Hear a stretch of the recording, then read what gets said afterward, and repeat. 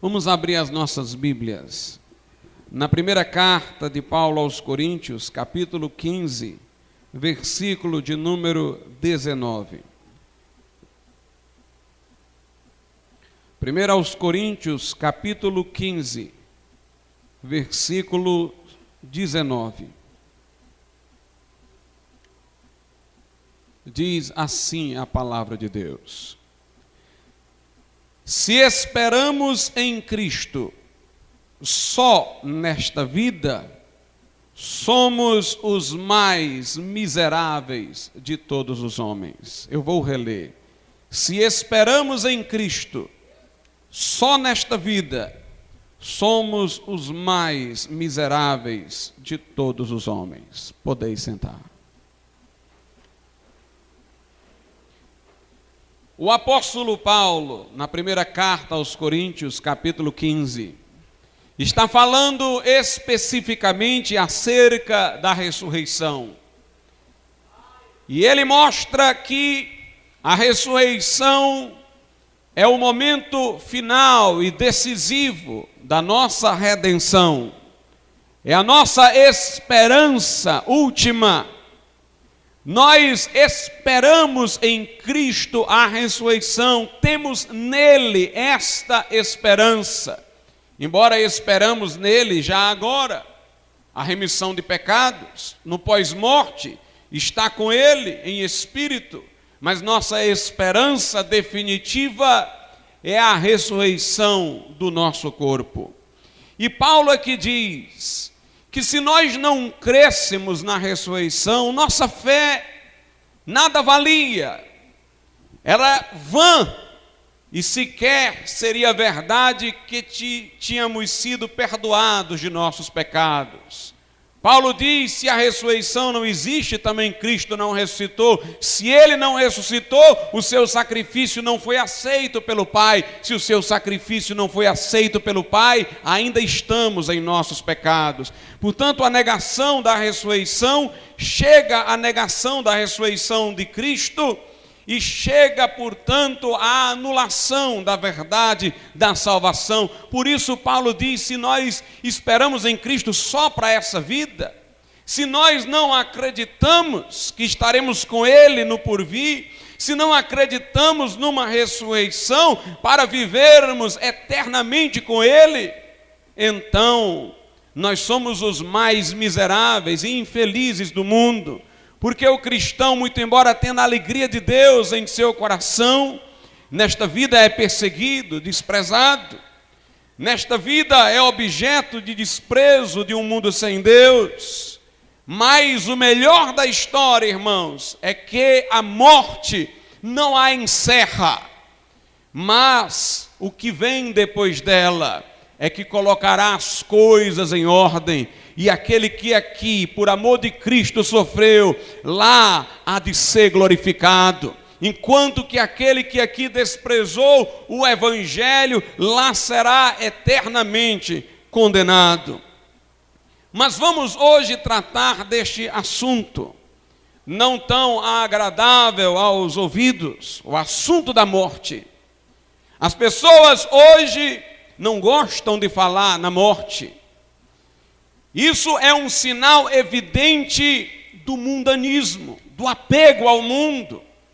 As pessoas têm sua esperança, seus prazeres, sua aparente felicidade tão dependente das coisas do presente século, que a morte para elas é o fim de tudo.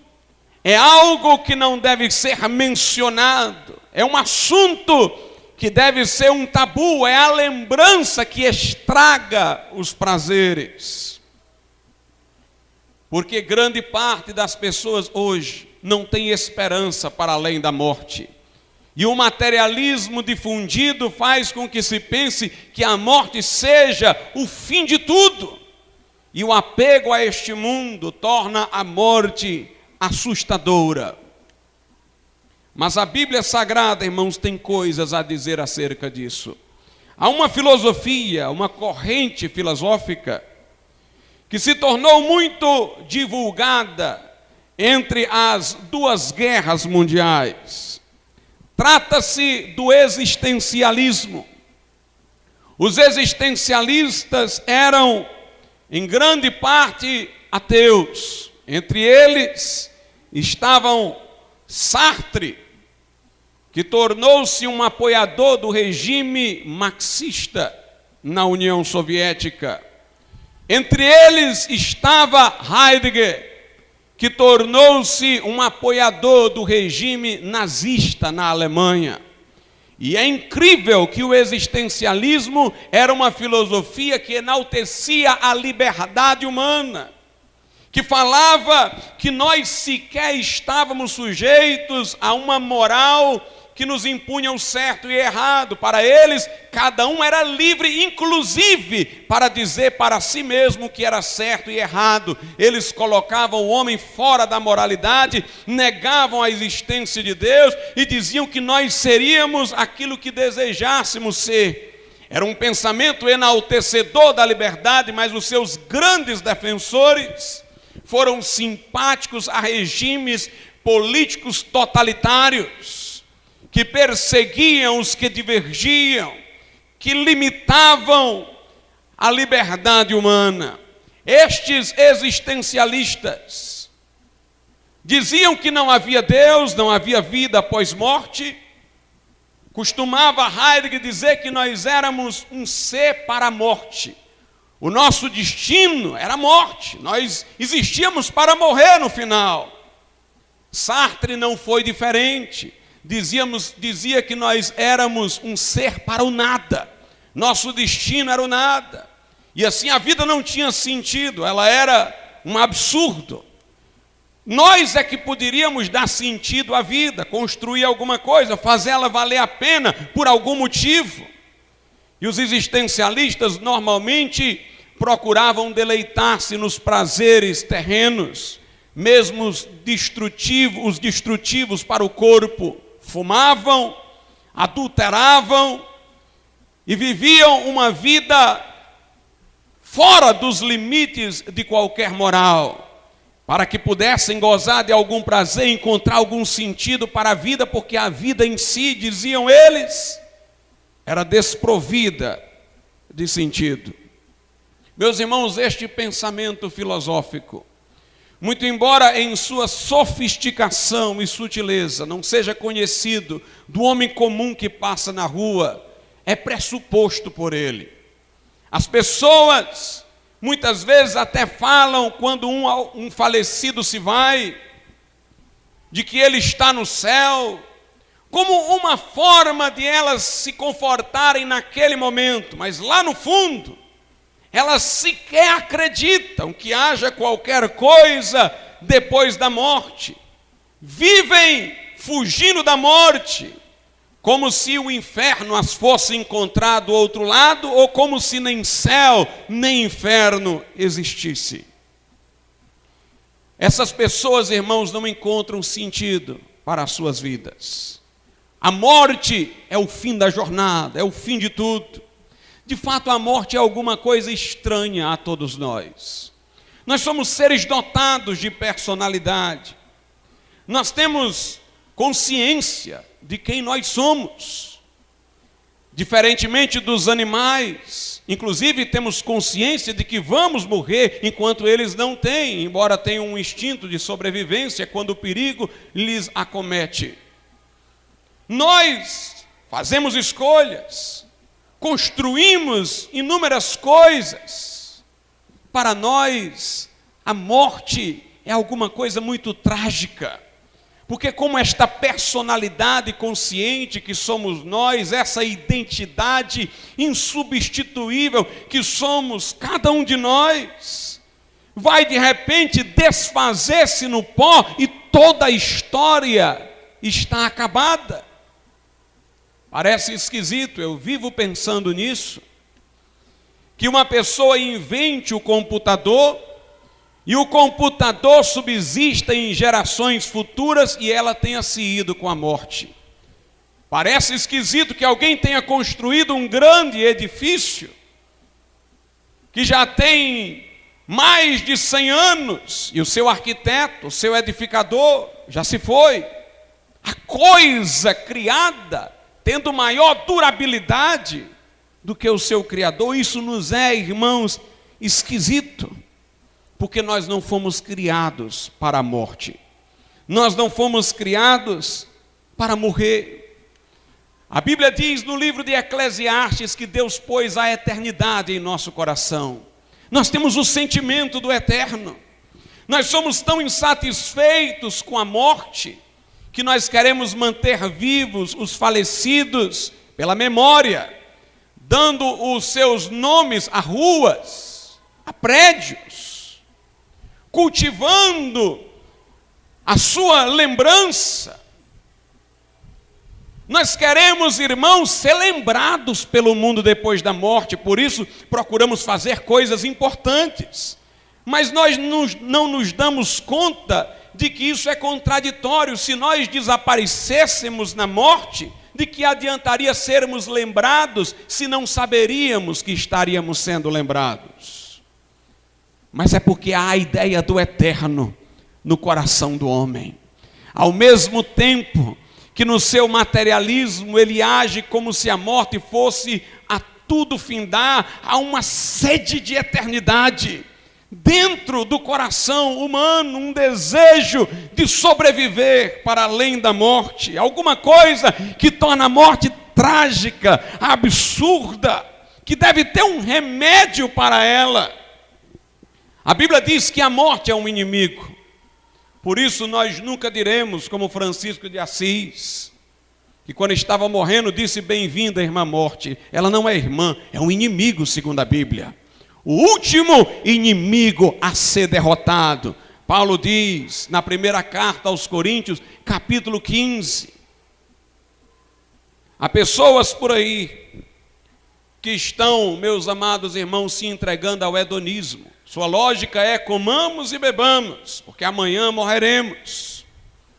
Estão buscando prazeres, se inebriando com os prazeres, se entregando a drogas, para não se lembrarem do evento fatídico, sinistro, que um dia as alcançará, a morte.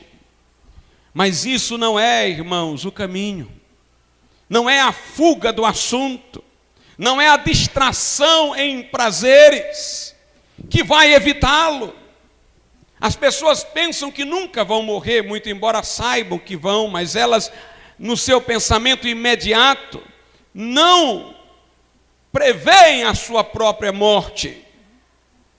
Elas acham que sempre vão prolongar a vida mais um pouco. Se estão doentes e a doença é incurável, acham que a qualquer momento um cientista vai descobrir a cura, que um determinado medicamento resolverá o problema. Mas nada disso impede a morte de chegar. Alguns que meditam muito sobre isso, mas não à luz do Evangelho, entram em profunda melancolia. E não vendo sentido em fazer qualquer coisa que, se vão morrer lá na frente, antecipam a morte pelo suicídio. Em países ricos, onde todos os prazeres já foram desfrutados, as pessoas cometem suicídio porque não tem mais o que esperar da vida, porque já desfrutaram de tudo, porque acham que depois da morte nada vem, então é hora de antecipá-la. Hoje em dia há um grande movimento na Europa que defende o suicídio assistido. Quando a pessoa já não tem mais vontade de viver, ela pode tomar uma injeção letal e morrer. E isso dentro de uma clínica, com a supervisão de médicos. A coisa já está legalizada em alguns países da Europa, como a Holanda. De fato, irmãos, se nada houvesse para além desta vida, ou se nada houvesse para além dessa dimensão material, se não houvesse uma realidade espiritual, uma realidade eterna, nada aqui teria sentido. Um dos livros da Bíblia mais melancólicos, que se alguém o lê sem ler o restante, poderia até entrar numa angústia profunda, é o livro de Eclesiastes. Porque ele tem um paradigma, um referencial, que é a expressão debaixo do sol. Ele não fala sobre a eternidade, ele fala sobre a vida terrena. Embora aqui e acolá, em doses homeopáticas, ele menciona alguma coisa para além dessa vida, o seu referencial geral é este, debaixo do sol, quer dizer, nessa dimensão. E a conclusão que este livro tira é que tudo que é feito debaixo do sol, por melhor que seja, é vaidade. A palavra vaidade significa uma coisa efêmera. No original da língua bíblica significa um sopro, um vento passageiro. Tudo é passageiro, tudo é irrelevante, tudo é efêmero, tudo é fútil debaixo do sol, se não tiver referibilidade a alguma coisa para além dele. Veja o que em Eclesiastes se diz no capítulo 2. Veja o que Salomão, autor do livro, diz em Eclesiastes, capítulo de número 2, do versículo 1 até o 11. Ele diz: disse eu no meu coração, ora vem, eu te provarei com alegria. Eclesiastes 2, a partir do 1. Disse eu no meu coração, ora vem, eu te provarei com alegria, portanto goza o prazer. Mas eis que também isso era vaidade. Ao riso, a gargalhada, disse, está doido. E da alegria, de que serve esta? Busquei no meu coração como estimular com vinho a minha carne, regendo, porém, o meu coração com sabedoria. Salomão é um sábio. Ele disse que houve um tempo em que ele quis gozar do prazer do vinho sem se embriagar mesmo. Eu vou gozar desse prazer, mas eu vou me reger com sabedoria. Ou seja, nós vamos ver aqui que até beber socialmente é uma futilidade. Ele disse, e entregar-me à loucura, até ver o que seria melhor que os filhos dos homens fizessem debaixo do céu durante o número dos dias de sua vida. Fiz para mim obras magníficas. Ele era rico, era rei. Edifiquei para mim casas. Plantei para mim vinhas. Fiz para mim hortas e jardins. E plantei neles árvore de toda espécie de fruto. Fiz para mim tanques de água, para regar com eles o bosque em que reverdeciam as árvores. Adquiri servos e servas, eles tinham múltiplos empregados. E tive servos nascidos em casa. Também tive grandes possessões de gados e ovelhas, mais do que todos os que houve antes de mim em Jerusalém. Amontoei também para mim prata e ouro, e tesouros dos reis e das províncias. Provi-me de cantores e cantoras, e das delícias dos filhos dos homens, e de instrumentos de música de toda espécie. E fui engrandecido, e aumentei mais do que todos os que houve antes de mim em Jerusalém. Perseverou também comigo a minha sabedoria, e tudo quanto desejaram os meus olhos, não lhes neguei, nem privei o meu coração de alegria alguma. Mas o meu coração se alegrou por todo o meu trabalho, e esta foi a minha porção de todo o meu trabalho. E olhei eu para todas as obras que fizeram as minhas mãos, como também para o trabalho que eu trabalhando tinha feito. E eis que tudo era vaidade e aflição de espírito, e que proveito nenhum há debaixo do sol. Está aqui um homem que gozou de tudo, que aproveitou de tudo, que tinha tudo, mas no final ele olhou e disse, tudo é aflição de espírito, tudo é vaidade, debaixo do sol, tudo é vaidade. Por isso, meus irmãos, nós temos que meditar na vida maior. Nós temos que meditar na possibilidade, no caminho da vida eterna. O homem sábio não é o homem que se distrai no banquete, é o homem que medita no funeral. Em Eclesiastes capítulo 7, 2 a 4, a Bíblia diz-nos o seguinte: melhor é ir à casa onde há luto, do que ir à casa onde há banquete, porque naquela está o fim de todos os homens, e os vivos o aplicam no seu coração. Melhor é a tristeza do que o riso, porque com a tristeza do rosto se faz melhor o coração. O coração dos sábios está na casa do luto, mas o coração dos tolos na casa da alegria. Eu às vezes passo em frente a um lugar festivo. As pessoas estão dançando, bebendo, agindo sob efeito da bebida de maneira ridícula, massificadas pelo barulho, pelo ambiente, agindo de maneira irracional. E aquelas pessoas parecem tão alegres. Mas, meus irmãos, elas não meditam que a morte as alcançará. Melhor é a casa do luto, onde alguém pode meditar no fim de todas as coisas, do que o lugar do banquete, onde as pessoas estão inebriadas na alegria e esquecendo que um dia hão de prestar contas com Deus. A Bíblia diz: prepara-te, ó Israel, para encontrares com o teu Deus. Aos homens, diz a Bíblia em Hebreus, está ordenado morrerem uma vez, e depois disso, depois da morte, segue-se o juízo. Em Eclesiastes, Salomão chega mesmo a colocar um problema que ele deixa na dúvida. Ele diz: morre o homem, morre o animal. Quem sabe se o espírito do homem sobrevive e o espírito do animal desaparece? Quem garante? Ele não está negando a imortalidade da alma, até porque não está afirmando, está fazendo uma pergunta.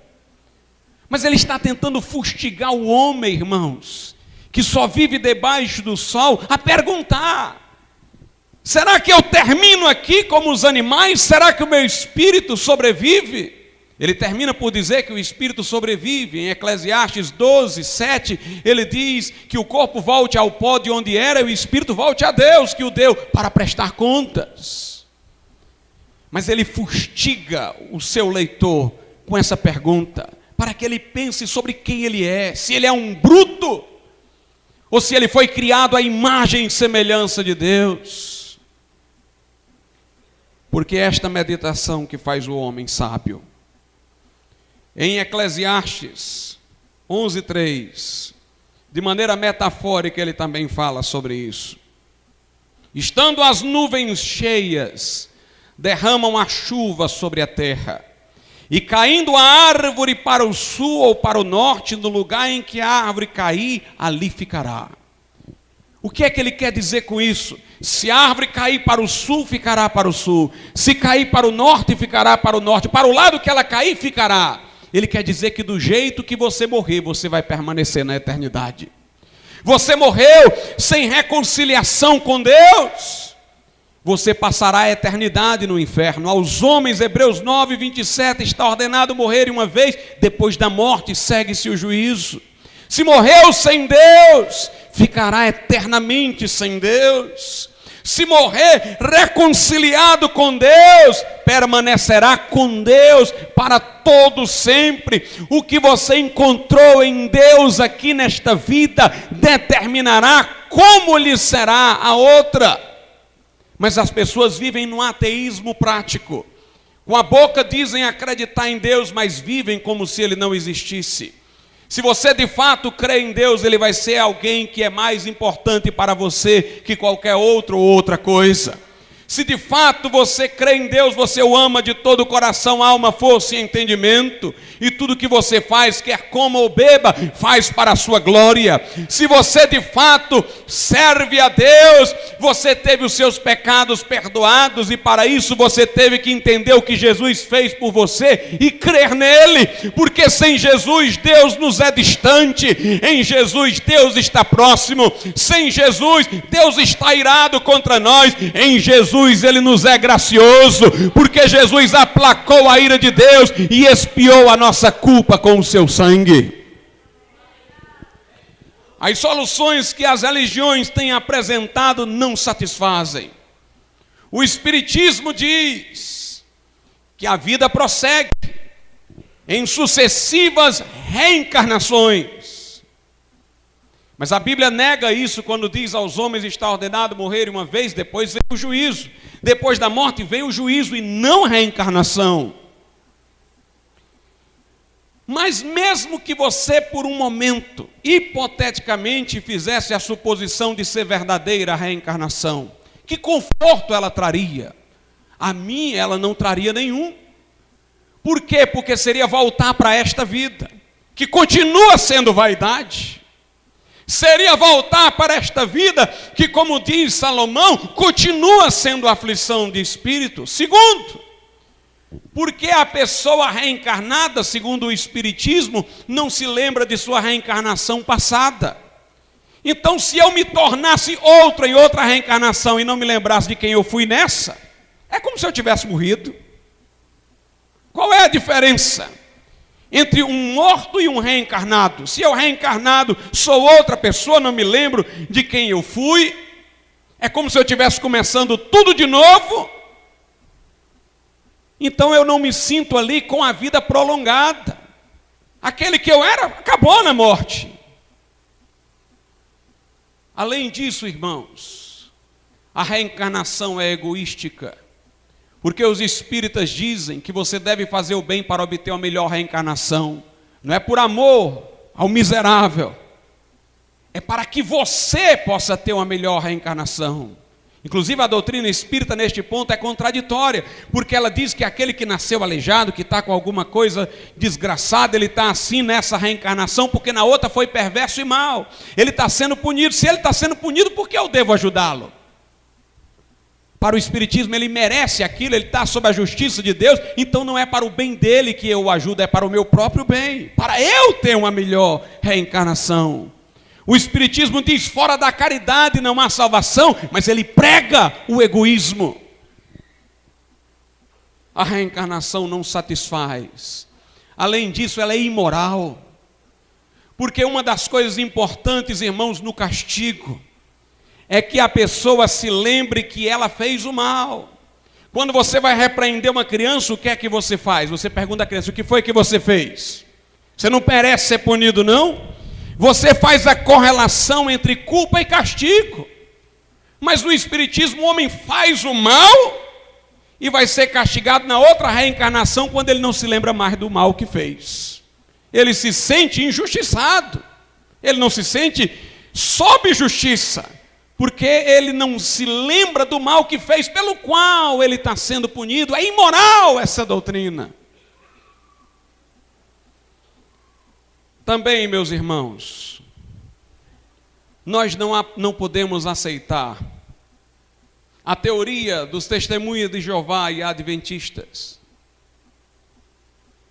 de que não há uma alma no homem, diferente do corpo, que sobreviva à morte. Nós não podemos aceitar, porque essa doutrina é materialista, tudo acaba na morte, o que se fica a aguardar é uma futura ressurreição. A Bíblia Sagrada ensina-nos a ver uma alma dentro de nós. O corpo sem o espírito está morto. Então o corpo fica e o espírito vai na morte. O apóstolo Paulo disse, para mim o meu desejo é partir e estar com Cristo, porque isso é muito melhor. Então ele imaginava que partindo ele estaria imediatamente com Jesus, ele cria que sua alma sobreviveria ao corpo. Ao malfeitor da cruz, Jesus disse, hoje estarás comigo no paraíso. E a segunda carta aos Coríntios, capítulo 12, o paraíso é o céu. Nós vemos, meus amados irmãos, a história do rico e do Lázaro, que eu particularmente não creio ser uma parábola, porque nomes de pessoas são apontados diferentemente das parábolas. Lázaro, inclusive uma delas um personagem histórico, Abraão. Se a história fosse ficção com o nome de um personagem histórico real, seria uma mentira. Mas ainda supondo que tenha sido uma parábola é uma história real, não é um conto de fadas. É alguma coisa que acontece para ilustrar outra coisa. Jesus, quando contou parábolas, falou de um pai fazendo festa para os filhos, falou de um pastor cuidando de ovelha. Essas são coisas que acontecem. Toda parábola é alguma coisa da realidade que de fato acontece para ilustrar outra coisa.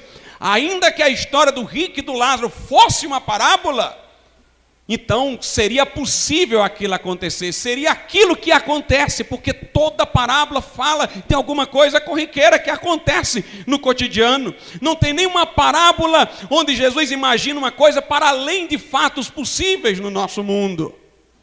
Ali diz que Lázaro morreu e foi levado ao céu, ao seio de Abraão, pelos anjos, e que o rico morreu e acordou em tormentos. Portanto, a morte não é o fim da história. Na segunda carta aos Coríntios, capítulo 5, Paulo diz que deseja estar presente com o Senhor quando estiver ausente do corpo. Nós não podemos acreditar que a alma seja o sangue. Nós não podemos acreditar que a alma seja o cérebro. Essa é uma doutrina materialista. Se nós fôssemos só o corpo, nós seríamos um amontoado de sensações, de reações físico-químicas. Então nada que fizéssemos teria sentido. Aconteceu porque uma dada reação físico-química aconteceu em nosso cérebro. Nossa liberdade seria imaginária, porque o corpo funciona como uma máquina. Se houver liberdade é numa alma que é imaterial dentro do corpo. Portanto, nós não podemos também aceitar que na morte tudo acaba e o homem fica aguardando a ressurreição do corpo como se não tivesse uma alma nele. A mensagem do Evangelho é que satisfaz. Também não nos satisfaz a mensagem católica do purgatório. Dizem que se o católico morrer, ele vai para o purgatório para depois ir para o céu. Não faz sentido a doutrina do purgatório, sabe por quê, irmãos? Porque se o homem merece um inferno eterno, como é que um pouco de tempo no purgatório iria substituir o inferno eterno? Imagine, eu digo para uma pessoa que ela está condenada a 20 anos de prisão. Aí depois eu digo, mas se você ficar 3 anos nessa prisão aqui, você não cumpre os 20 anos lá. Como é que um menor tempo pode compensar um maior tempo? Não há lógica matemática nisso, não há lógica numérica. Como é que a pessoa passa um tempo ali para resolver um problema eterno? E ela só tem direito de passar esse tempo ali se tiver sido submissa à instituição católica, peregrinado pelos sacramentos. Não faz sentido a doutrina do purgatório, além de a Bíblia nunca mencioná-la, em momento algum. A Bíblia fala em purgatório. Uma vez eu estava conversando com o padre, agora já é mais do que padre, Aldo Pagotto. E eu dizia para ele que não tinha sentido a doutrina do purgatório, porque há o ladrão na cruz que não teve tempo de batizar-se, que sequer poderia descer de lá e fazer obras, mas que creu em Jesus, se arrependeu na hora da morte. Jesus disse: hoje tu estarás comigo no paraíso. Naquela hora aquele padre se aproximou do meu ouvido e disse: nem eu sei se acredita em purgatório. Meus amados irmãos,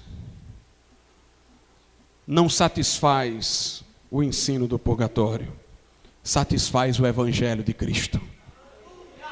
A Bíblia diz que nós somos pecadores, senão não haveria morte. Alguém diz: eu não sou pecador não, eu não preciso de Jesus. Por que é que você morre? Porque a morte não nos é natural. A morte é um corpo estranho, é uma intrusa, que nós abominamos, que nós não entendemos por quê. A morte entrou no mundo pelo pecado. Deus disse a Adão: no dia que comerdes da árvore, certamente morrereis. E a morte entrou no mundo pelo pecado. Paulo diz em Romanos que pelo pecado entrou a morte no mundo, e a morte se transmitiu a todos os homens, porque todos pecaram. Todos pecaram e destituídos estão da glória de Deus. Se a febre é um sintoma de infecção, a morte é um sintoma da presença do pecado. Se a morte é universal, é porque todos pecaram. É porque o pecado é universal.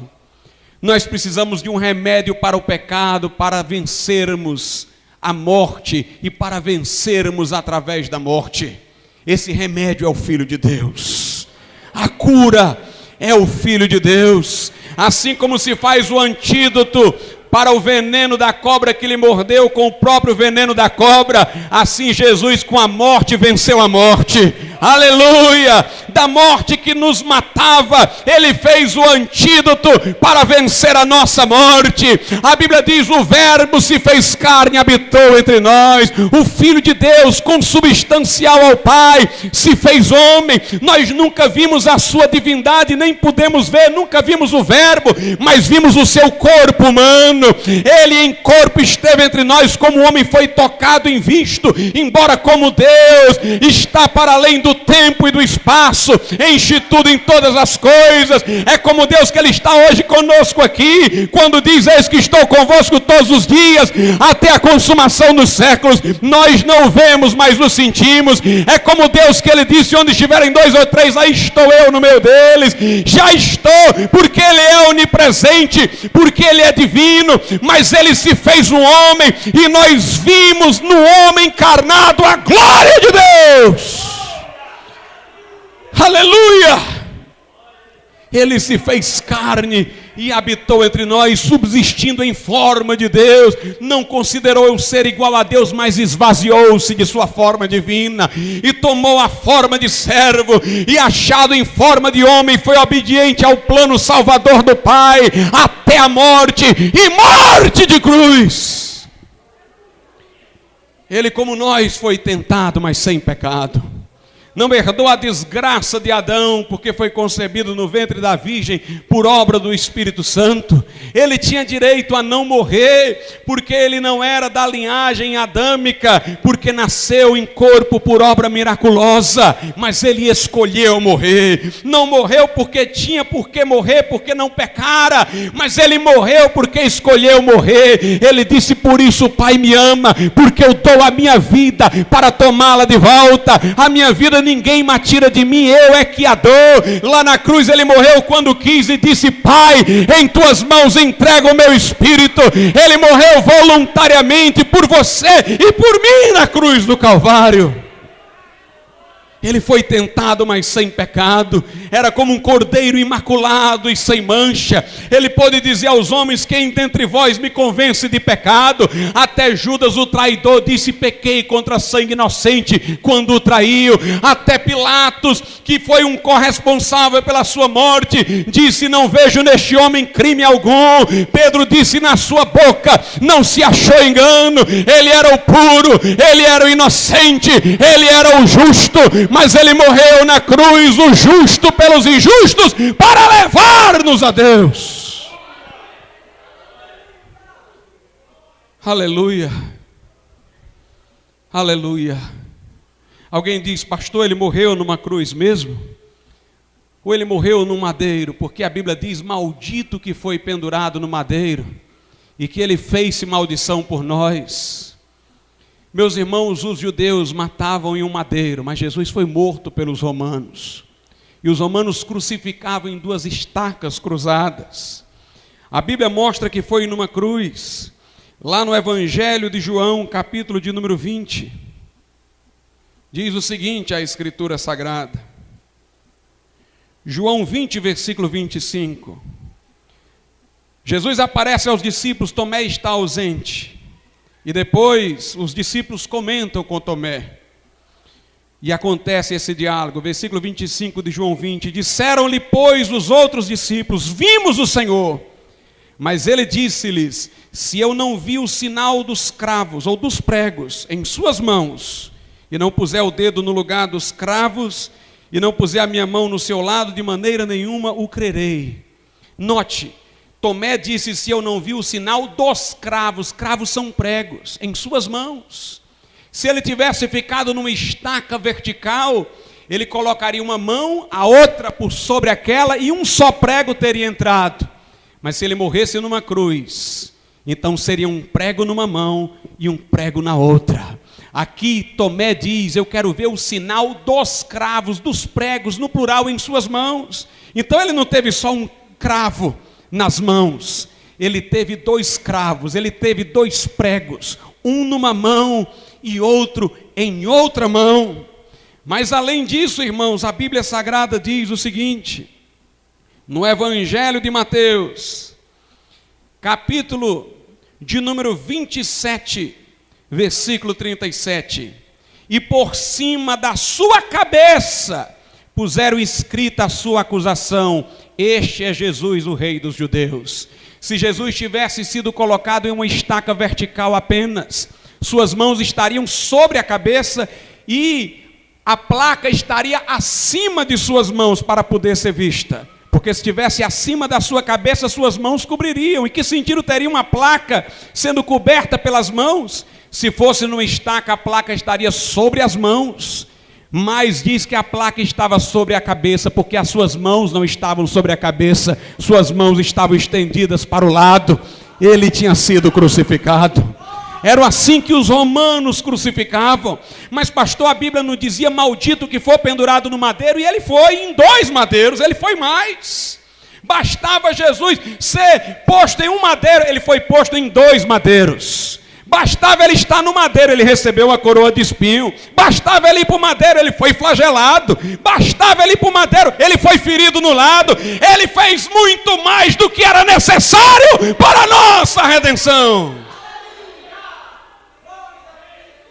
Aleluia! Louvado seja Deus. Alguém diz: pastor, você disse que não teria sentido, quando falou do purgatório, uma pessoa passar um pequenino tempo no purgatório e sofrer ali de modo a cobrir tudo que ela ia passar no inferno. Claro, como é que um pecador que pelo seu pecado merece um inferno eterno, sofrendo um tanto de tempo, escapa do inferno eterno? Não tem lógica. Mas alguém dirá: mas Jesus não sofreu eternamente por nós, ele sofreu algumas poucas horas. Não foi um sofrimento eterno. Por que que o sofrimento dele em pouco tempo é capaz de nos livrar do inferno eterno? Porque, meus irmãos, embora o sofrimento de Jesus fosse temporal, ele era eterno. Aleluia! Uma coisa é você pegar um ser temporal e fazê-lo sofrer um pouco de tempo. Outra coisa é você pegar um ser eterno e fazer ele sofrer um pedaço de tempo. Esse tempo para ele é uma eternidade, porque ele é eterno. Aleluia! Como homem ele morreu por nós, como Deus ele deu valor eterno ao seu sofrimento. Aleluia! Jesus, meus irmãos, é eterno, ele é o Pai da eternidade, diz Isaías. Miqueias diz que suas saídas são desde a eternidade. Em Apocalipse 1 e Apocalipse 22, ele diz: eu sou o alfa e o ômega, o primeiro e o último, o princípio e o fim. A Bíblia diz em Hebreus que ele não tem início nem fim de dias, ele é eterno com o Pai. E Jesus Cristo, meus irmãos, eterno, sofreu no tempo, mas aquele sofrimento foi de valor eterno, porque ele era eterno. Por isso o seu sofrimento é capaz de cobrir todos os nossos pecados, de nos livrar de uma condenação eterna no inferno.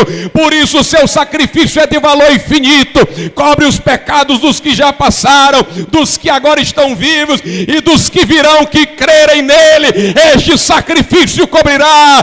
O sangue de Jesus, o Filho de Deus, nos purifica de todo o pecado. Ele é a propiciação pelos nossos pecados, e não somente pelos nossos, mas pelos do mundo inteiro.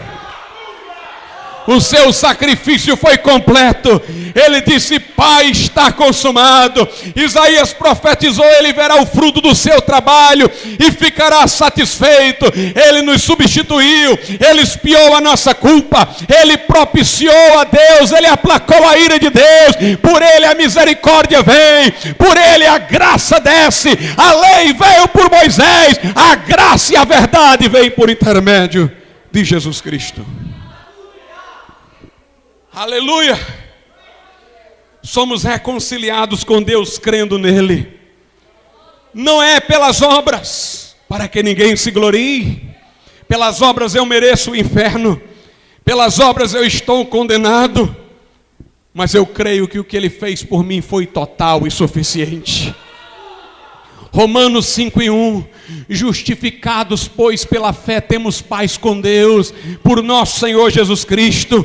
Agora não há mais inimizade entre mim e Deus, não há mais culpa. Deus não é juiz e eu sou réu, Deus agora é pai e eu sou filho. Há paz com Deus por Jesus Cristo, porque mediante a fé nele eu fui justificado, declarado justo, minha dívida foi quitada, fui declarado inocente, porque ele pagou o preço da minha redenção. Em Efésios 2, 8 e 9, a Bíblia diz: pela graça é que sois salvos, por meio da fé. E isto, ser salvo, não vem de vós, é dom de Deus, não vem das obras para que ninguém se glorie. Mas alguém diz: pastor, quer dizer que eu vou crer em Jesus e continuar minha vida de pecado? Não. Primeiro, quem crê é porque se arrependeu. Ninguém quer o remédio se não tiver sentido a doença. Aquele que procura Jesus para crer nele, não apenas para acreditar, mas para confiar nele como Salvador, é alguém que sentiu sua miséria e pecado, que se abominou, que sentiu nojo dos seus atos, que quer se livrar do que é, e vai a Jesus em fé e recebe perdão, mas naquela hora também é transformado numa nova criatura. Algumas pessoas dizem: é injusto que um pecador, porque um inocente morreu, agora seja justificado. Mas eu quero lhe dar uma notícia: o pecador que crê morre também. Na hora que eu criei em Jesus, eu morri. Aquele pecador merece morrer mesmo. Ele morreu na cruz de Cristo e agora ressurgiu em mim uma nova criatura. A Bíblia diz: somos feitura sua, criados em Cristo para as boas obras. Aquele que está em Cristo, nova criatura é. As coisas velhas já passaram, eis que tudo se fez novo. Quando eu me arrependi e confiei no Filho de Deus como meu Salvador, naquele momento Deus quitou a minha dívida e pegou o Glauco, o pecador que eu era, e crucificou na cruz, e ele agora fez ressurgir em mim um novo homem. A Bíblia diz, Paulo diz em Gálatas 2:20: eu já estou crucificado com Cristo, e agora vivo não mais eu, mas é Cristo que vive em mim. Aleluia, aleluia. O crente não é só perdoado, é transformado, é liberto do poder do pecado. E o crente não teme mais a morte, irmãos, porque ele tem segurança de sua salvação. Paulo diz: quem tentará acusação contra os escolhidos de Deus? É Deus quem os justifica, quem os condenará. Foi Cristo quem morreu, quem ressuscitou, quem está à destra de Deus, quem intercede por nós. Se Deus não poupou a seu próprio Filho, mas o entregou por nós, como não nos dará com ele todas as coisas? Paulo diz: quem nos separará do amor de Cristo? A tribulação, a espada, a angústia. Paulo diz: eu estou bem certo de que nem a vida nem a morte. Portanto, quando o crente morre, não desaparece não. Nem a vida nem a morte, nem o presente, nem o porvir, nem a altura, nem a largura, nem a profundidade, nem qualquer outra criatura poderá nos separar do amor de Deus que está em Cristo Jesus. O crente não vai ter a vida eterna, não, ele já tem. Jesus disse em João 5:24: aquele que ouve a minha palavra, crê naquele que me enviou, tem a vida eterna. Se ao morresse tudo desaparecesse, então não tinha vida eterna, porque ela parou ali. Ela deu um intervalo, mas quer dizer que quando eu morrer eu continuo com ele. Aquele que ouve a minha palavra, crê no que me enviou, tem a vida eterna, não entrará em condenação, mas já passou da morte para a vida. Na primeira epístola de João, capítulo 5, a Bíblia diz: aquele que crê tem dentro de si mesmo testemunho. João diz: filhinhos, eu vos escrevi para que saibais que tendes a vida eterna. Quem tem o Filho de Deus tem a vida, quem não tem o Filho de Deus não tem a vida.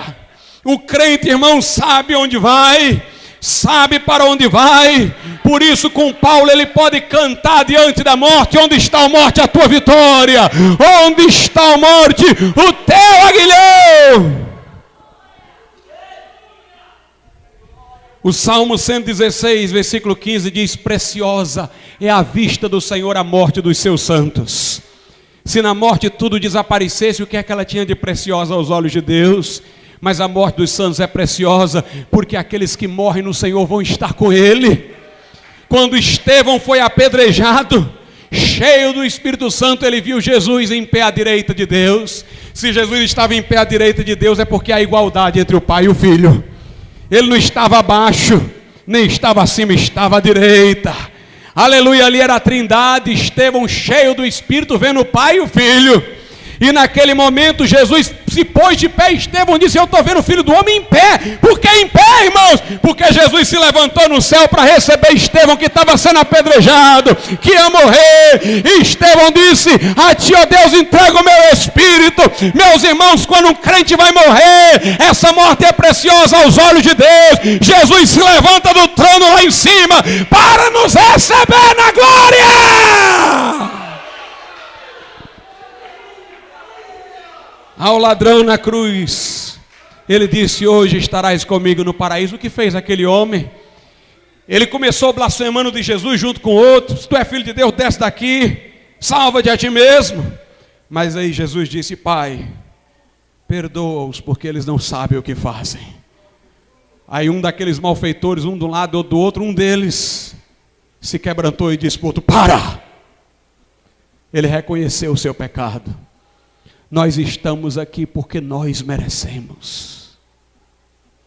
Mas este aí nenhum mal fez. Ou seja, ele não está morrendo porque é criminoso, ele está morrendo por nós. E ele confiou em Jesus. Senhor, lembra-te de mim quando estiveres no teu reino. Jesus disse: hoje tu estarás comigo no paraíso. Aleluia. Quando o crente parte, vai estar com Cristo. Mas essa não é a história final. Esse é o estado intermediário. Nós vamos para o seio de Abraão, nós vamos estar com Cristo e vamos aguardar o soar da última trombeta. Porque nós fomos criados com um corpo e Deus não vai deixar nenhuma unha no Egito. Aleluia! Aleluia! Quando a trombeta soar, os que morreram em Cristo ressuscitarão primeiro. Os corpos ressuscitarão, como diz Daniel 12:2, os que dormem no pó da terra, no pó, o corpo feito pó ressurgirá. Muitos dos que dormem no pó da terra ressuscitarão. Os que morreram em Cristo ressuscitarão primeiro. Nós que estivermos vivos seremos transformados e todos seremos arrebatados ao encontro do Senhor nos ares e estaremos para sempre com o Senhor. Aleluia, aleluia. Se você quiser, continue estragando sua vida nos bares, nas fofocas, na vida em sociedade, na concorrência desleal. Continue brigando pelos seus cargos, pelas suas mesquinharias que vão ficar aqui no seu último sopro de vida. Se você quiser, continue vivendo como se Deus não existisse. Viva sem Deus e encare uma vida sem Deus na eternidade. Mas se você quer mudar o rumo, hoje é o dia, essa é a hora, este é o lugar. Como malfeitor da cruz, pare de falar bobagem e diga: opa, eu mereço. De fato eu mereço o castigo, mas Jesus faz alguma coisa por mim. A Bíblia diz: todo que invocar o nome do Senhor será salvo. Vamos ficar de pé nesse momento. Convido o irmão Cleiton para vir aqui à frente nesse instante. Aleluia. Algemado por um peso, quão triste eu andei, até sentir a mão de Cristo. Não sou mais como era, eu sei.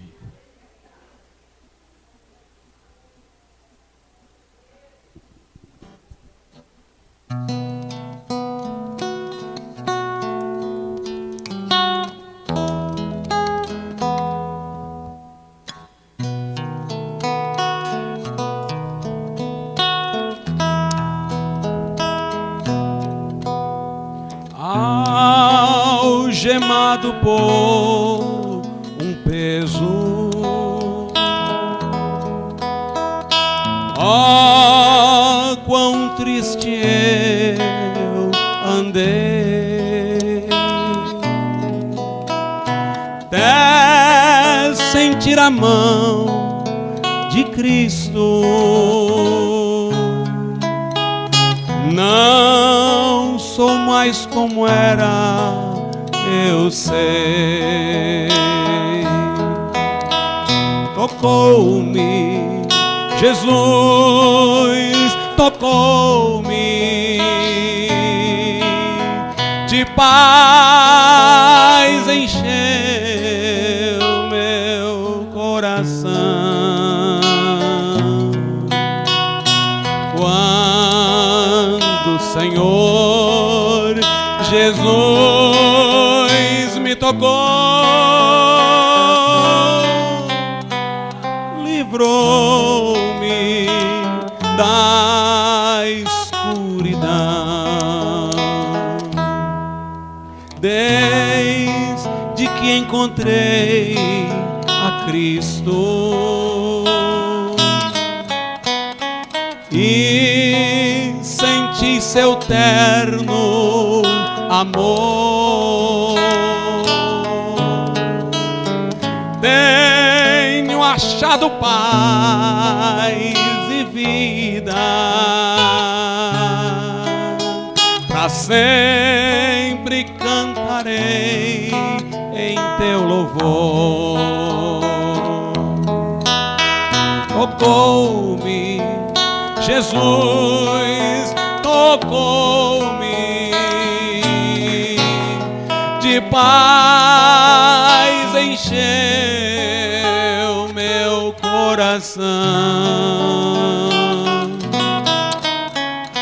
Quando o Senhor Jesus me tocou, livrou-me da escuridão.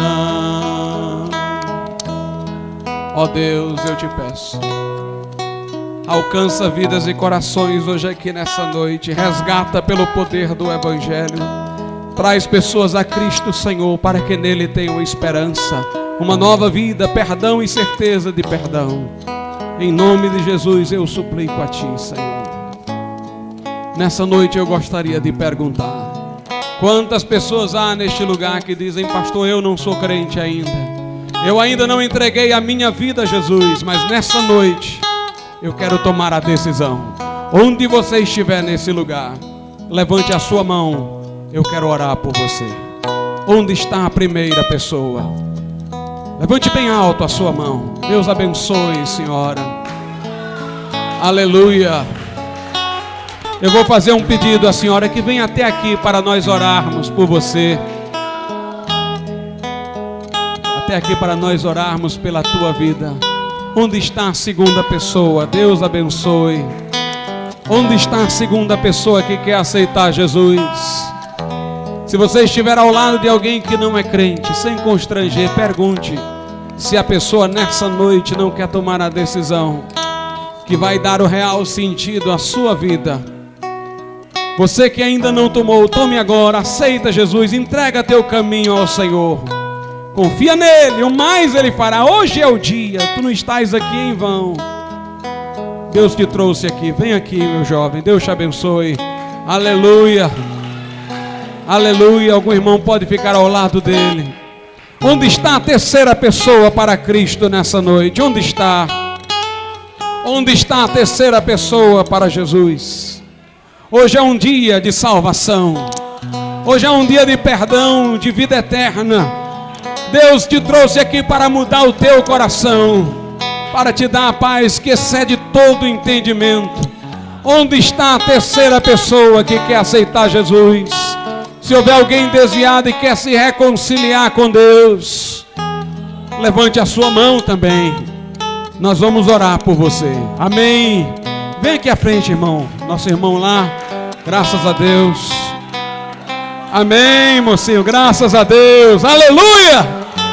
Graças a Deus. Amém. Aleluia. Aleluia. Deus é bom. Deus é bom.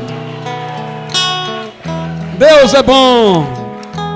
Se houver mais alguém, Deus está esperando por você. Deus está esperando por você. Vem agora. Venha a Cristo nessa noite. Onde você estiver, levante a sua mão.